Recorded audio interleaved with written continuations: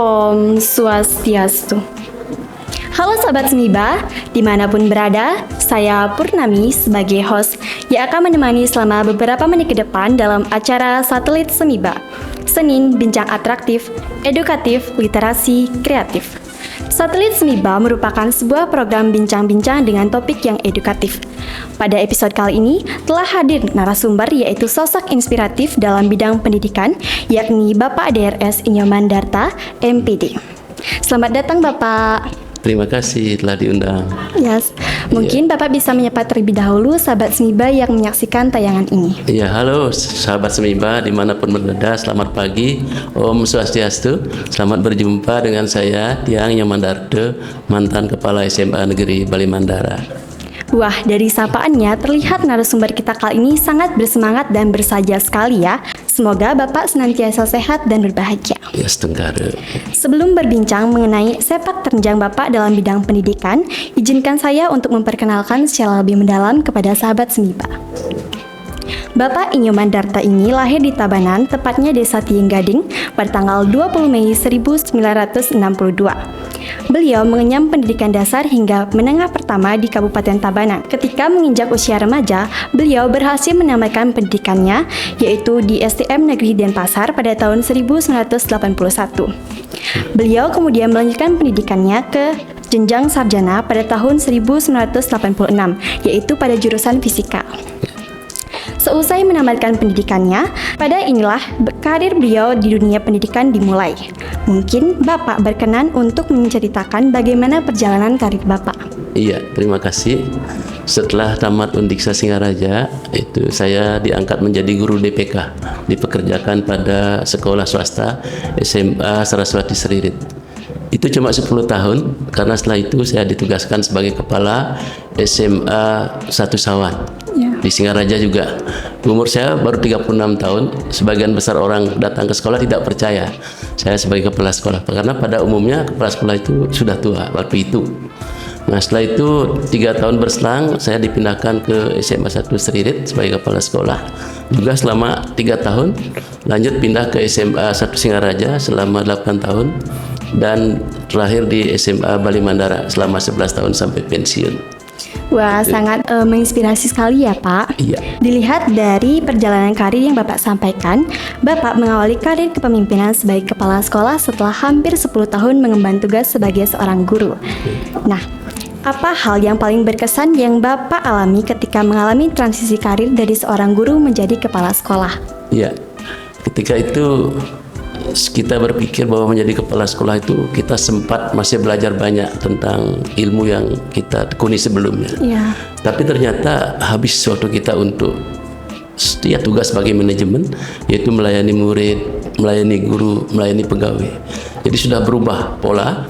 Jadi kita dari hal yang khusus, itu fisika aja dulu, kita berubah ke hal yang menjadi umum, yaitu manajemen sekolah.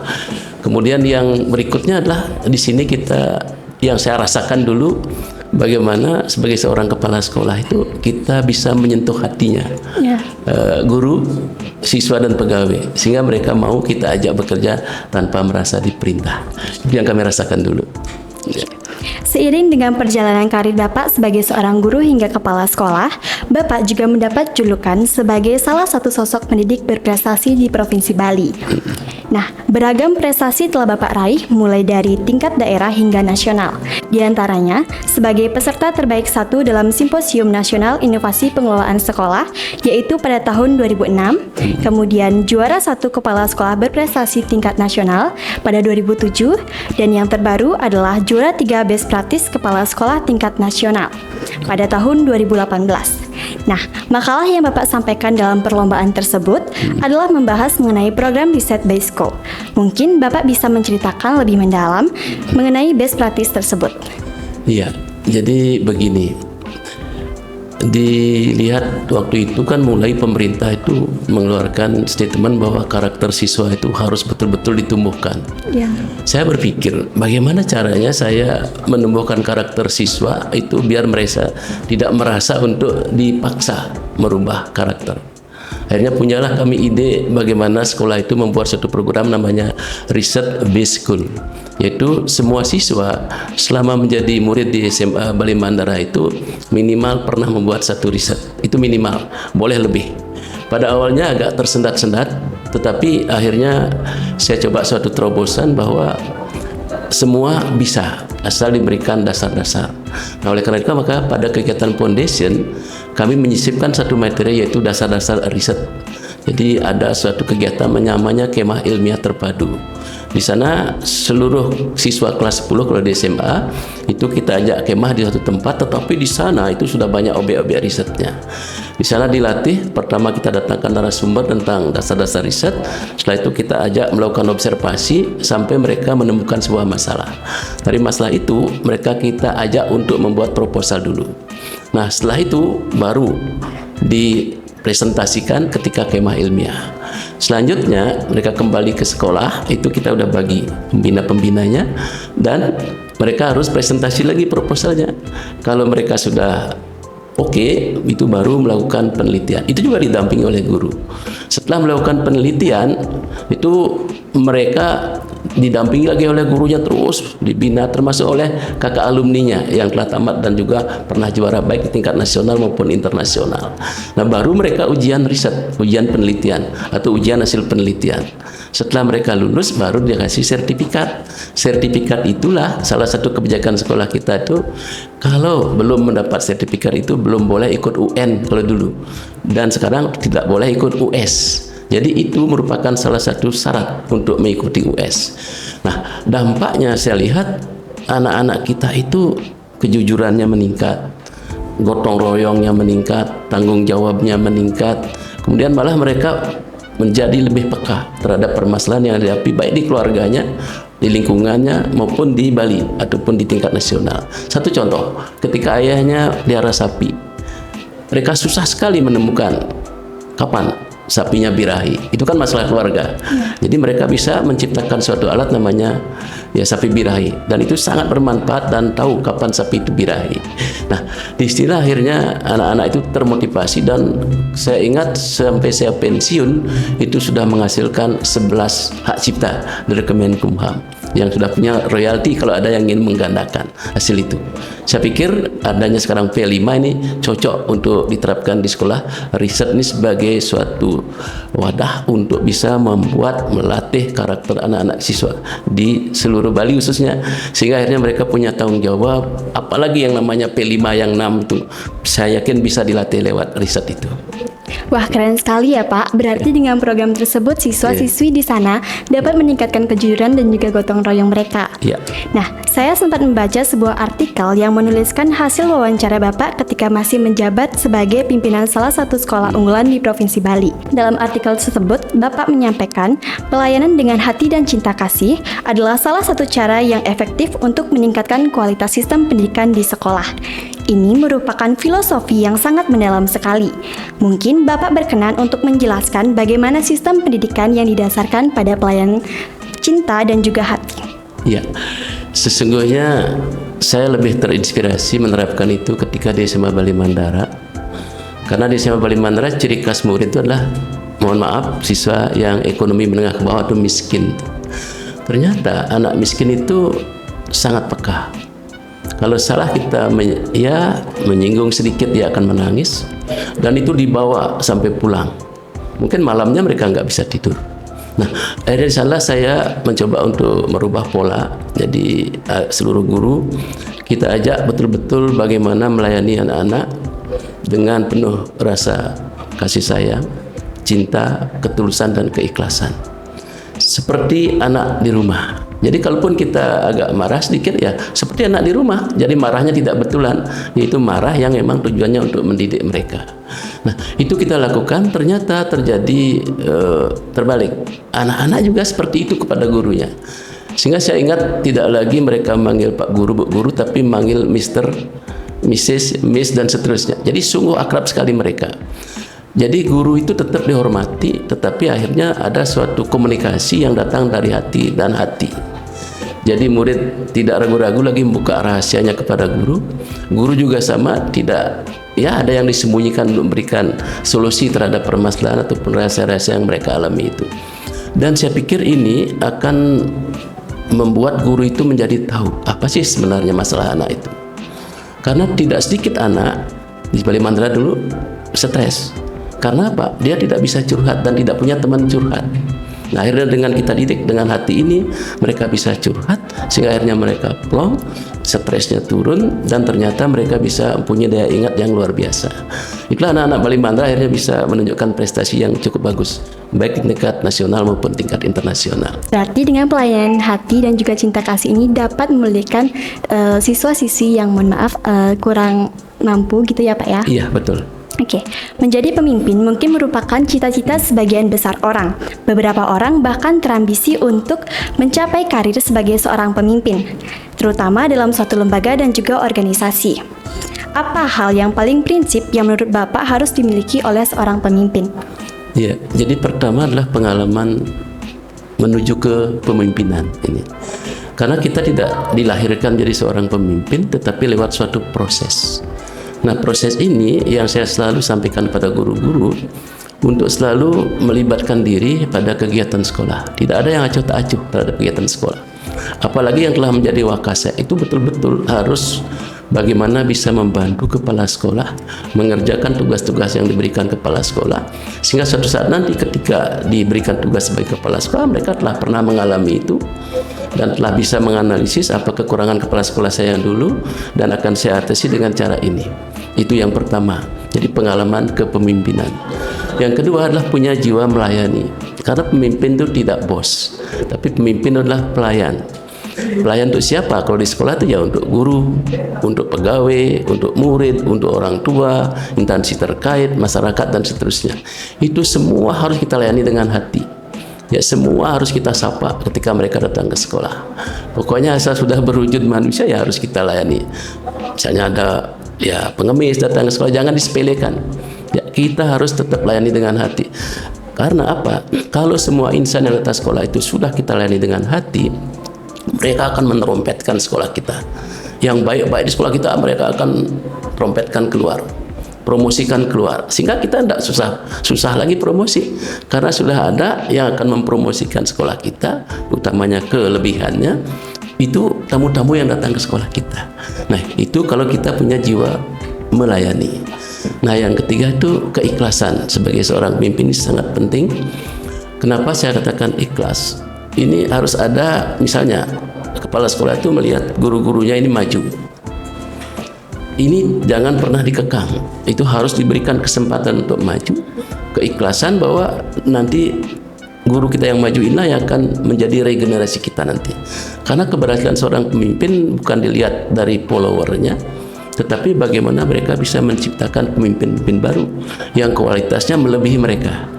Itu di sana pentingnya bahwa seorang pemimpin itu harus punya keikhlasan untuk memberikan kesempatan followernya untuk lebih maju. Saya pikir 3 hal itu yang perlu diperhatikan. Ya. Nah, selain prinsip yang Bapak sampaikan tadi, seorang pemimpin juga harus mempunyai jiwa percaya diri, bukan Pak? Nah, tentunya banyak tantangan hingga halang rintang yang Bapak hadapi selama menjalankan tanggung jawab sebagai seorang pemimpin. Nah, mungkin Bapak berkenan untuk menceritakan apa kesulitan yang pernah Bapak alami dan bagaimana cara Bapak untuk berhasil melewati hal tersebut. Ya, pertama-tama di awal kepemimpinan itu kan contoh saya katakan ketika saya jadi kepala SMA di Sawan itu, setiap orang datang ke sekolah cari kepala sekolah, Pak, mana kepala sekolahnya? Saya, Pak, tidak percaya mereka. Wah, Bapak jangan bercanda itu. Akhirnya beliau masuk ke ruangan, saya datang. Oh, ternyata betul Bapak sebagai kepala sekolah. Kalau dulu itu masih usia. Kalau sekarang tidak usia. Ya, karena yang saya pikir sekarang adalah profesionalisme. Jadi segala tantangan yang dari luar itu nanti dijawab dengan profesionalisme. Kalau kita sudah profesional, saya yakin nanti orang-orang itu akan percaya kepada kita. Nah, tantangan berikutnya adalah bagaimana kita bisa menghadapi dinamika perkembangan pendidikan. Jadi seperti dulu waktu zaman saya itu kan pernah adanya RSBI. Jadi Rintisan Sekolah Bertaraf Internasional. Itu memang guru-guru waktu saya latih itu banyak yang mengeluh. Pernah suatu hari ada yang datang pada saya, Pak, ini kan saya menerapkan pola on time full time. On time tiba di sekolah, on time tiba di kelas, on time meninggalkan kelas, dan full time di kelas serta full time di sekolah. Itu banyak guru yang datang sambil mengentakkan kaki, mana yang Pak pilih? Saya tabrakan di jalan atau saya tiba di sekolah tepat waktu? Nah, seperti itu modelnya. Jadi mengatasi hal-hal seperti ini yang sudah dibawa ke personalnya, itu kita memang harus hati-hati. Jadi pelan-pelan untuk masuk ke personal guru itu, sehingga akhirnya mereka sadar. Waktu itu saya masih ingat, saya tanya satu hal saja. Sekarang Ibu terlambat berapa menit? 5 menit. Tadi Ibu bangun jam berapa? Jam 5. Besok majukan lagi jam 4:55. Saya yakin Ibu tidak terlambat. Hanya 5 menit kan korbankan waktunya. Tidak ada kena yang 2 tadi itu, terlambat dan tabrakan di jalan. Itu satu contohnya. Jadi di sini saya menggunakan konsep berpikir terbalik. Jadi artinya saya mencoba untuk merasakan diri saya sebagai guru itu. Bagaimana caranya? Yaitu rasakan. Kalau saya jadi guru itu diperlakukan seperti itu oleh kepala sekolah, seperti apa rasanya? Nah, itu yang saya coba rasakan, sehingga akhirnya saya bisa memberikan menyentuh hatinya untuk memberikan masukan kepada mereka. Nah, tantangan berikutnya adalah itu dinamika keluarganya sendiri.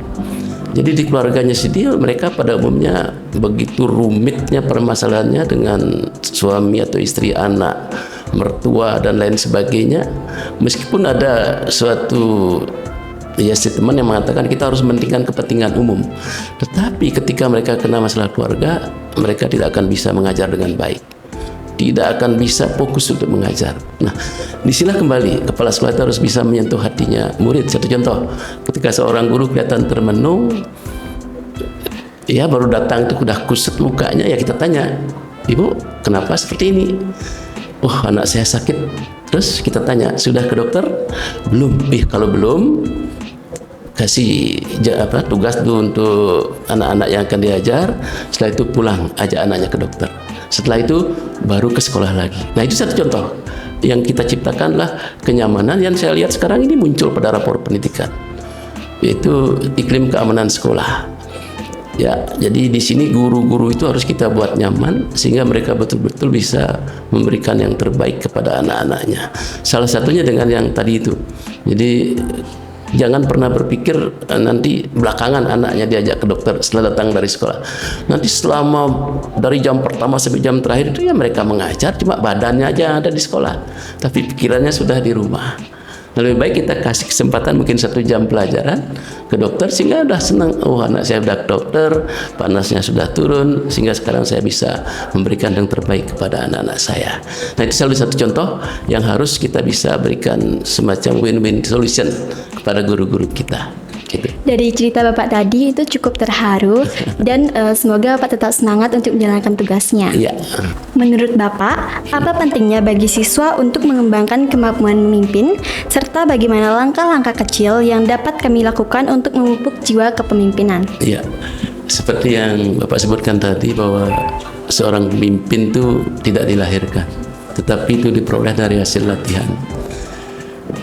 Hal penting yang kita bisa dapatkan ketika kita dilatih sebagai seorang pemimpin, pertama adalah kita semuanya akan pernah dipimpin. Jadi pertama adalah belajar dipimpin dulu. Ya, seperti yang Pak sampaikan sering bahwa salah satu contoh kita bisa dipimpin yaitu ketika Bapak Ibu guru memberikan pengarahan di lapangan. Berkumpul hampir 700 siswa, itu semuanya memperhatikan dengan baik. Tetapi kalau diberikan kesempatan bertanya, hampir semuanya angkat tangan untuk bertanya. Artinya kalian diam itu bukan berarti pasif, tapi mencerna, menyimak, dan akhirnya bertanya. Dan akhirnya menyampaikan pendapat ketika ditanya oleh guru ataupun Bapak Kepala Sekolah. Nah, kedua adalah memimpin. Menjadi seorang pemimpin, seperti yang Pak katakan tadi, kenapa perlu dilatih? Yaitu supaya betul-betul nanti adik satu bisa dipercaya oleh teman-temannya. Karena sesungguhnya esensi kepemimpinan adalah kepercayaan. Untuk bisa dipercaya itu, apa yang kalian ucapkan, nah itulah yang kalian laksanakan.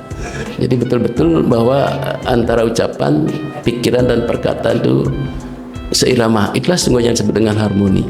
Jadi kalau seorang pemimpin sudah bisa menciptakan harmonisasi, maka teman-teman yang dipimpinnya akan merasa nyaman atau followernya nyaman. Kemudian followernya ini akan bekerja tanpa merasa dipaksa. Jadi mereka setelah sampai di rumah atau mungkin berapa menit, kok saya kerjakan dengan sepenuh hati ya. Itu tidak ada saya merasa hanya mencarikan kepala sekolah, bapak guru saja nama, tidak ada begitu. Tapi mereka betul-betul ikhlas mengerjakan tugas-tugas itu tanpa mereka merasa dipaksa. Nah, kemudian berikutnya yang nanti kalian dapatkan kalau sudah belajar dari hal-hal kecil, maka di rumah minimal kalian akan bisa memimpin. Jadi kalian tuh akan menjadi, kalau saya sih buat pepatah itu begini, bukan pepatah quote ya. Menjadi tua itu pasti, tetapi menjadi dewasa itu pilihan. Artinya orang tuamu itu kan pasti tua, rambutnya ubahan dan seterusnya. Tetapi belum tentu dewasa karena banyak orang tua yang cerewet. Ya, bisa saja dia adik meskipun baru kelas berapa sekarang? Kelas 2 kelas 8 ya? Ya. Itu lebih dewasa daripada bapakmu sehingga bisa memberikan nasihat pada bapak dan juga adik-adikmu. Jadi adik sebenarnya sudah bisa menunjukkan jiwa kepemimpinan. Itu mulai dari hal-hal kecil ya. Berarti dengan menjadi seorang pemimpin kita dapat mempunyai hal-hal yang baru ya Pak? Iya, dapat banyak pengalaman dan dapat banyak latihan. Ya. Ya, melatih emosi khususnya.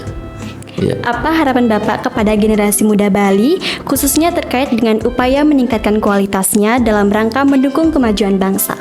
Ya, jadi saya pikir anak Bali khususnya itu harus semua punya cita-cita. Makanya di Bali Mandara saya awali dengan the calling namanya. Untuk semua siswa itu berani menyampaikan apa cita-citanya. Setelah mereka punya cita-cita, mereka harus kejar dari yang kecil dulu. Jangan mengejarnya dari besar, tapi dari yang kecil. Tumpuk, maka akhirnya mereka akan mencapai cita-cita itu. Nah, cita-cita itu hendaknya kita patrikan. Kalau kami di Bali Mandara itu cita-cita itu ditaruh dalam satu botol kecil namanya time capsule. Itulah yang mereka kejar selama 3 tahun atau 2 tahun. Karena dulu kita menggunakan sistem kredit semester. Nanti setelah atau ketika mereka tamat dibuka time kapsulnya itu. Saya saja ingin jadi dokter ya. Nah, setelah itu mereka pergi. Karena di sini mereka sudah berusaha untuk bagaimana ketika testing kedokteran mereka bisa lulus dan dipersiapkan. Nanti ketika mereka telah kuliah kedokteran, kemudian sukses, sebaiknya adik-adik di sini khususnya kembali ke sekolah. Teman-teman lain juga saya harapkan begitu, pemuda Bali kembali ke alma maternya untuk memberikan motivasi kepada adik-adiknya. Kakak sekarang telah jadi dokter, ya tidak bisa jalan sukses itu bertaburan bunga, jarang sekali ada. Tapi kakak lalui dengan penuh perjuangan, ya dan akhirnya kakak berhasil jadi dokter.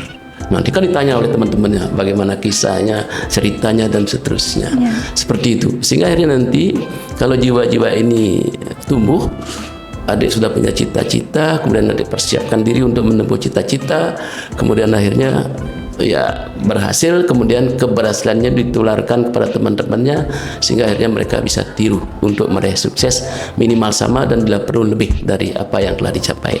Itu. Berarti dengan meraih kesuksesan kita harus memulainya dari nol ya Pak? Dari yang kecil. Iya. Ya.